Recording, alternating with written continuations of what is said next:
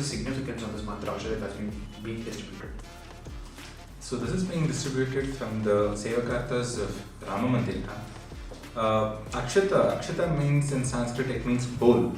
Bowl means something which is brings you prosperity, and you can imagine in the olden times, rice was a symbolism of providing strength to somebody, because when you eat rice, you get that strength and fertility and vitality. So this is the symbolism of rice, and also the rice grains have this unique quality that it retains positive energy for a longer period of time. So it's just that like when a puja or ritual is performed, the rice grains are kept there and that is being transferred everywhere. So we getting this akshatas from Ramamandir is a symbolism and also a form of blessing which is given from Ramamandir to us. So that's the significance. You recently spoke about even the Kshatriya community wearing the turbans and wearing the slippers. What is the significance of that also? So that was when that was a watch which was made by the Kshatriya community 494 years ago. It was wherein when the invasion happened, the Kshatriya community, the Suryavanshi Kshatriya community clan near Ayodhya made a vow telling that they wouldn't wear turbans and leather slippers till they get the Ramamandir back. So I think that is one of the most significant aspects. If you can imagine somebody who can, we would hardly remember the promises we make some 10 years back or something, but a promise which was made 496 years back to be exact, has been carried out through so many generations. And for the Kshatriya community clan, wearing turban is a sense of symbolism of pride. And when they could sacrifice that and keep on that for generations together, I think that's something very significant. So somebody, I think you go ask in the West, it's hardly even tough to say that what is the history of 500 years back. But here you have a word kept up for so many years long. So that is the kind of, the bhava concepts which we Bharatiyas can only carry, in my opinion. Yeah. It's nice that we are discussing something about Ram Mandir, and we are waiting for a great day, that is on January 22nd, the inauguration of the very historic Ramamandir. So it's been a long time that Youth Can Lead members have met. Why can't we continue our discussion with the inauguration of Ramamandir? Why can't we discuss about significance? Why do we need Ram Mandir? What are the future prospects? I think you can tell about the history of Ram Mandir. So we all know that from the 7th century onwards, India started facing Islamic invasions. Now when these invasions came, they first had an attack on Sindh, where Muhammad bin Qasim comes and attacks King Dahir, which probably is a king who's not known by multiple people, but he was someone who saved Sindh for 75 years with his family.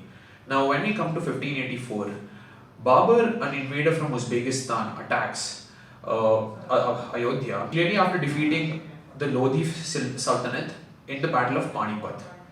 And he demolishes the Ram Mandira and builds the Babri Masjid. And there are some rumors that state that once every night a monkey would come and he would go down to break all the things that were being built in the concept of the mosque. Now when this happened, the soldiers were constantly increased again and again so that this monkey would not come. Now this clearly states that of course there must be some divine power that was trying to make sure that this mosque was not being built. When we now come back to the history of this temple, we find that the Hindus did not abandon this place even after this being converted to a mosque. So this is where we get the idea of civilizational memory, which is now used in the courts to state that yes, the Hindus had a frequent occupation in the Ram Mandir of Ayodhya. So if we look at a father called Joseph Tiffenthela, he comes to Ayodhya and he lives in India for probably 9-10 years.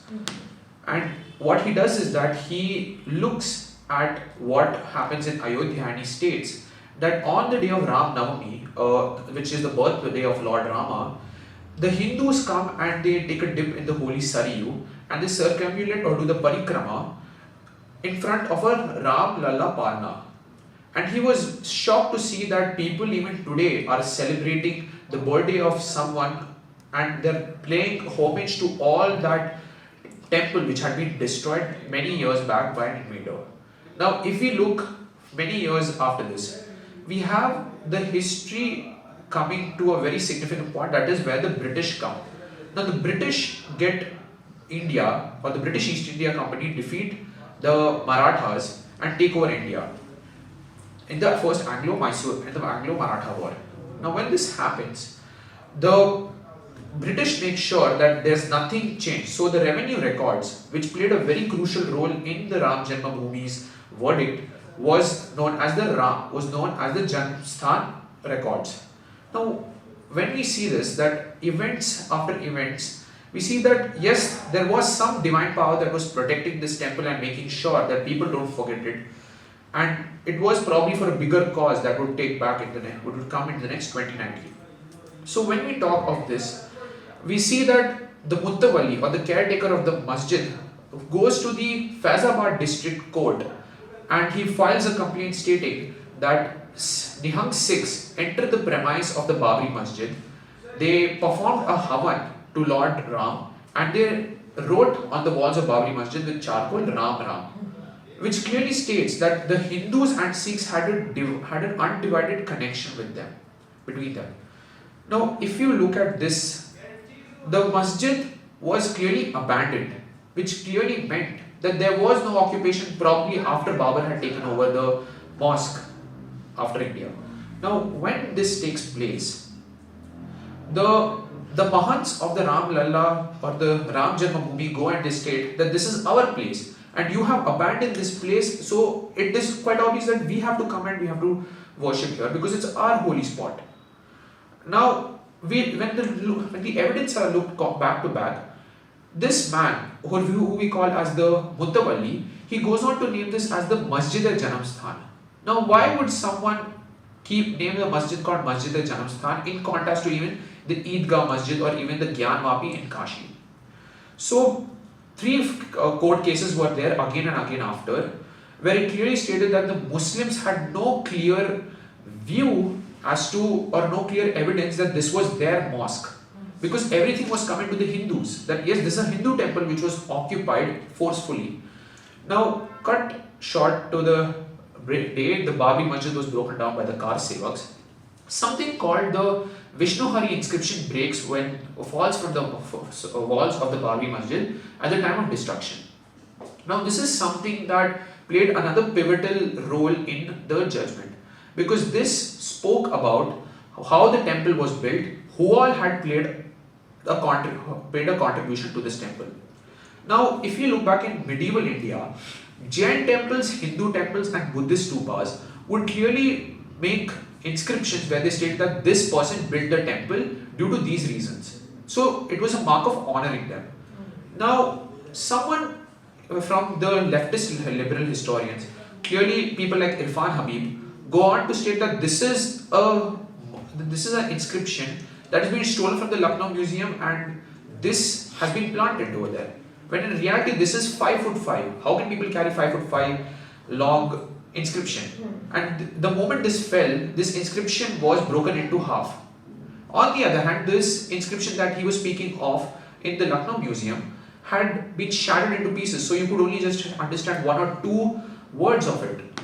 Now, what happens is someone from the cabinet of the Prime Minister writes a letter to the Lucknow Museum that I want to see this and I want to take a photo of this inscription. Now, when he takes this and when he compares it to both, he finds no similarity between them, and then the court uses this and then they ask that on what basis are you saying that this is the inscription that has been planted when these two have no connection. So this is how the history of Ram Mandir comes, where we see that Hindus had never left the position, whether if it is in the case of the Eidgah Masjid in Krishna Janmabhoomi of Mathura or in the Gyanvapi and thousands of temples, probably 40,000 temples that Sitaram Goel mentions in his book. Now, I would like to know from Sanjana that what was the legal discourse of this? Yeah, so to talk about the legal aspect of this particular issue, it is very important for us to know the series of cases that were filed before the court. Because as you know, there were n number of cases that were filed before the Supreme Court as well as the lower courts. So why I'm telling that there were a series of cases, because this was the longest case in the history of Supreme Court, and because the hearing of this case went up to till 40 days. And to begin with the legal history, I would like to mention bit of a historical part before getting into the legal dispute. So it was in 1528 the Babri Masjid was constructed, right? So during that period of time, there were many riots which were going on between Hindu community and the Muslim community, because as you know, it was demolished and then built. They had their beliefs. So to resolve this particular issue, what the British government did was they divided this entire disputed area into two parts. That is the inner quarter area and the outer court area. Inner court area was given to the Muslim community, whereas the Hindu community occupied the outer court area. So when was this issue first time heard in the court? It was in the year 1885 that this dispute went to the court for the first time. And in 1949, as we all know, in midnight, the Ramlala statue was placed in the disputed area, and from that there was many riots happened. And after this, what the Hindu community did was they started worshipping there. So from this, the situation got tense, from which the government had to restrict the area from general public entering there.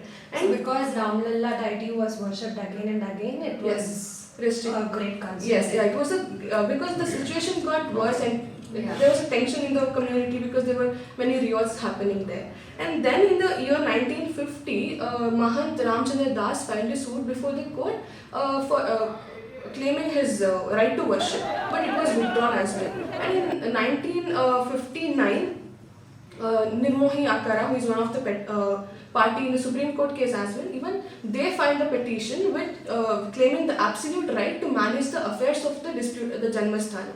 And again in 1961, Sunni Waqf Board also filed a suit in the court claiming the possession and claiming possession of the disputed area and the ownership also. So once the series of cases were filed before the civil court for the ownership, in 1986, the court of Faizabad, they delivered a judgment. This was the result of one of the suit which were filed before. So what this judgment did was, the court allowed the Hindu community to worship in the disputed area. So as a matter of dissatisfaction, the Muslim community, they formed a committee called Babri Masjid Action Committee. But parallelly, even Hindus had Vishwa Hindu Parishad committee. So after forming all the committees and all, so these were the side, apart from the court, what the religious groups were doing. So after this, in 1998, there was a suit named Ramlalla Virajman case, who also claimed for ownership of the property. And again in 1990, our L.K. Advani ji, what he did was, he started a Rath Yatra from Somnath to Ayodhya.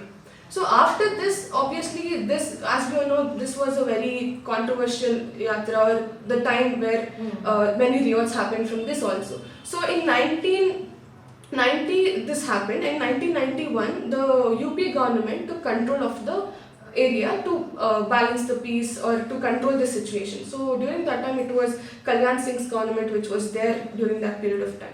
So after 1991, when the UP government took the control of the area, obviously nobody were allowed to go there, and they couldn't exercise their right to worship and all. So in 1991, as we all know, the demolition happened and the FIR was lodged against the Karsevaks and many other people. So the court also passed an order under section 145 where Priyadath Ram, a chairman of Faizabad Municipal Board, was appointed as a receiver of the property. Basically, he was in charge to manage the disputed area till the dispute is solved.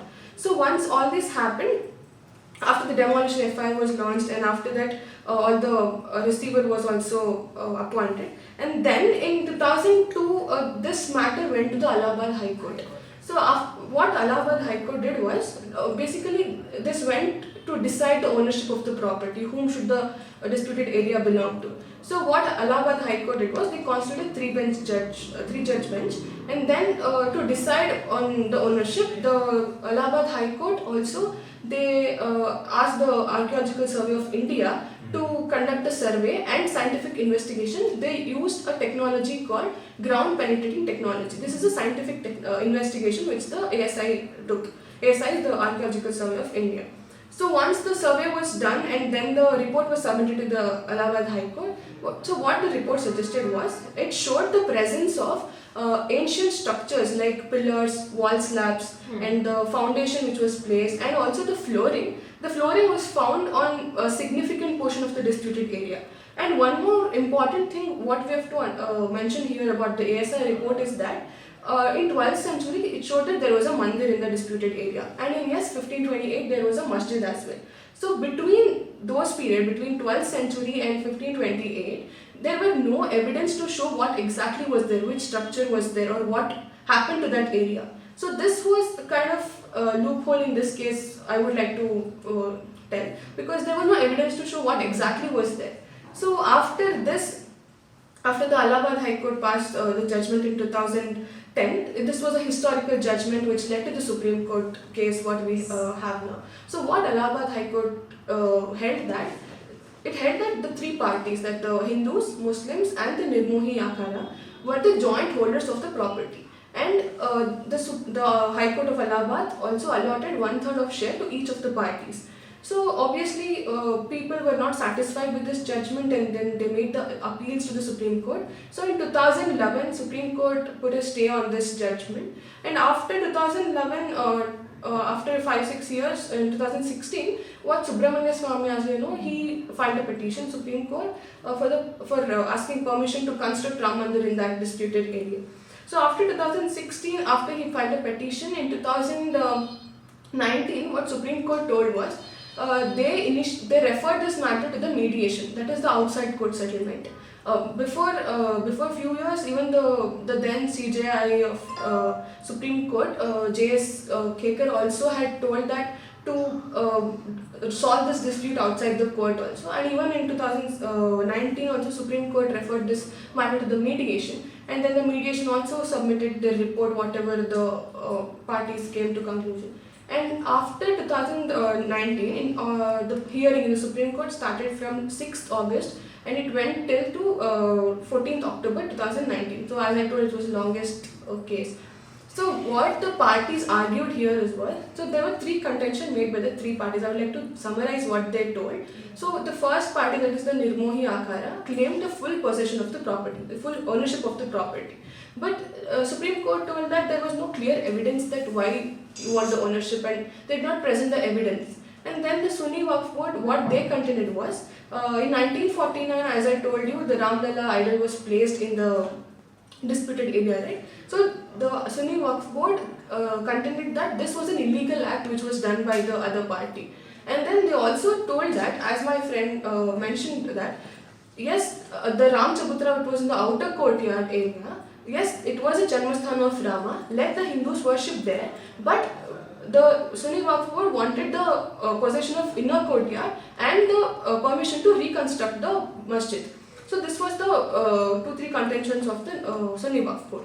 And the third party was Ramlala Virajman, who contended that there, from the beginning itself, there was Ramamandir there. The existence of Ramamandir was always there. Rama's Mandir was always there, and it is for us whom you have to give the possession. So these were the three contentions which were done by the three parties.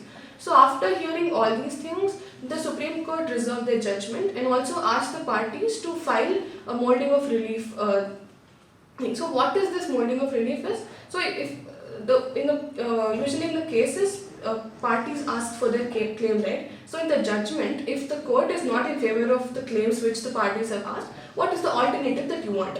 So Supreme Court asked them to file this particular thing, and after that Supreme Court gave their judgment stating that 2.77 acres of the land was reserved to Ram Janmabhoomi, which was in favor of Hindus only, and alternatively 5 acres of land must be given to the Muslim community to build a mosque in a very prominent area.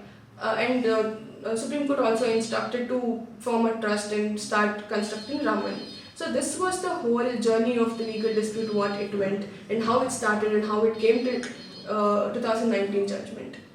So whatever the Ram Mandir that is going to be inaugurated, it is authenticated from the verdict of Supreme Court, and it's not just a prejudiced judgment, but it's completely through the scientific investigation. Supreme Court has also mentioned that this judgment is not delivered only by hearing the people's opinion or something like that. This is totally from the ASI report, that is Archaeological Survey report, from the findings of those, because there were presence of significant portion of the disputed area. You could see the presence of ancient structures, right? So on the basis of that and the principles of justice, this judgment was delivered, is what the Supreme Court also had told. So this authentication will lead to great cultural integration. So that is what we are seeing, where people across Bharat, people across world are coming for Ayodhya and want to witness the inauguration. So there, When you talk about cultural integration, I see it in a very huge sense about the kind of celebration that is happening today. And as we are nearing by to the event, we can listen to many stories, as as I earlier mentioned, the Suryavanshi Kshatriya stories, and also about how they have been carrying out their work for such a long time. And also, see, the beauty of the Bharatiya is that how we are integrated as one. There are many South Indians who wouldn't have visited North, or there are many North Indians who wouldn't have visited South. But today we have people from Nepal coming to the Ramamandira by foot, and they're giving, like, there was a news that there was more than 3,000 gifts given to the Ramamandira. And what is the reason behind is that Sita was born in Nepal, in today's Nepal. And people are coming from Janakpuri telling that our Jijaji has built a temple, and our Jijaji has built a home rather, and we are coming to give the gift. And people from Chhattisgarh, where it is the homeland of Mata Kaushalya, gifts are being gone from the Mama of Rama, telling that Kaushalya's family have been going and giving gift to the Ramamandira. And also from, if you come and observe in the south, the presents are being gone from Tirupati, presents are being gone from Tamil Nadu in different ways, and each of us have contributed in one or the other thing for the building of this Ramamandira. So when it comes to that, it is also a matter of fact about how the emotional integrity of our country, as you mentioned, we had the gut, we had the strength to fight for such a long time despite so many failures. it's a tapasya. It is a tapasya, and today, since we have achieved it, this event has more or less become a great event, because when you remember about Ramayana, it is also the geographical identity of Rama which makes the significance. So we have this mentions from Valmiki Ramayana, we have mentions from many other sources like Tulsidas Ramayana as well, stating about Ayodhya. And when it comes to the trajectory of how Rama travelled throughout, he has covered all of the South Indian parts, from Ayodhya to even in Karnataka we have Hampi, which was then Kishkinda, and then he goes to Rameshwaram, which is situated in Tamil Nadu. And recently I was in Kerala, where that was a Jatayu Mokshasthalam, where the big sanctuary, sanctum of Jatayu was built. So since he had covered all of these portions, somewhere we have one or two or three evidences of how Rama had traversed and integrated us all throughout. Also in the Ramayana, when you see it closely, it shows that Ayodhya was the center. Ayodhya was the capital of India, where Rama from there ruled the entire country. It comes when Bali asks, when Bali was killed in Ramayana, he asks about, you don't belong to this jurisdiction, so why did you come and come and attack me? What right did you have? He goes and says, go back and study your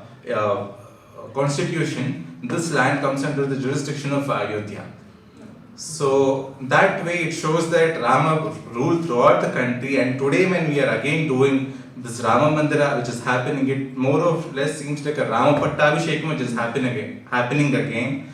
And it also shows that Rama Janma Bhoomi, with the Ramamandira being built, is also an hope for Ramarajyam to come back. So this is the emotional integrity we have regarding Ramamandira. So Ramarajya is just not the cultural integration, but also nowadays, as we are nearing to temple inauguration, we are seeing that Ayodhya has become an example, the great example of temple economy, right? So it was just estimated from Trades Club that in India that On the day of consecration, there would be 50,000 crore business that is going to be raised on one single day. I think this will be the historic moment in the India's economy as well. And moreover, we have to just see that not even a single rupee is being taken from the government. It is completely initiative of bhaktas, Ram bhaktas, who have donated their money and they're wishing that our own mandir should rise up. So it is not just here and there words, but it was stated by Shri Nripendra Sharma, the chairman of Ramamandir Construction Committee. He just told that we have not taken any money from the central government or any kind of government, but it is completely people's money. So this mandir would be Bharatiya mandir, this mandir would be the Bharatiyas mandir. So that is the perception that we have to take in. And we are also seeing that we are just seeing that there are almost 20,087 properties have been already sold, and there are none of the lands that is being left out, and real estate is getting boomed like anything. And we have to just see the future, like Ayodhya is having its own international airport and the tourism is going to directly increase day by day, and everybody are searching for hotels, flights, trains in almost all the apps possible for Ayodhya. Just look out how it would contribute for GDP of Bharatiya's growth. So that is something, it is a holistic approach that one single mandir is going to contribute to the entire country. And it is not just by one single person, it is completely from the Bharatiyas and to the Bharatiyas. I think now Anjana Putra, if he is Chiranjeevi, would be very happy to see this, because his own God has been celebrated in such a great manner. Correct. So I think we should be, we are just counting seconds and seconds for the inauguration. True that. Yeah. And so it's not, when you also talk about economy, it is not about just today's economy or today's that 50,000 crore is going to be collected. It's also a continued economy where the airport was built. So, there is a lot of investment which goes in, and there is a huge economy created for that. And from there we have, even in my own apartment on the day of Ramamandir, we are doing bhajans of Rama. So throughout the country, this might not have been estimated within the 50,000 crore, I guess. Throughout the country, there is so much celebration. People are going to lit diyas, people are going to celebrate, people are going to rejoice. So when you put up all this together, I think it's going to be much more, and it's also going to be a continued one, because we are also people are integrating throughout, people are coming together, and this emotion will flow on for a very large amount of time. And also because of this hope of Rama Janmabhoomi coming to us, and Rama Pattabhishekam happening, which is the revival of Bharata, there is a sense of integrity among the Hindu community, which will give a long-lasting happiness to all of us. I think it was a great discussion today that we discussed about Ramamandir, Ram himself. So I can't we chant Ramaya Ramabhadraya and end our discussion. Yes. Ramaya Ramabhadraya Ramachandraya Vedase Raghunataya Nathaya Sitaya Pataye Namaha.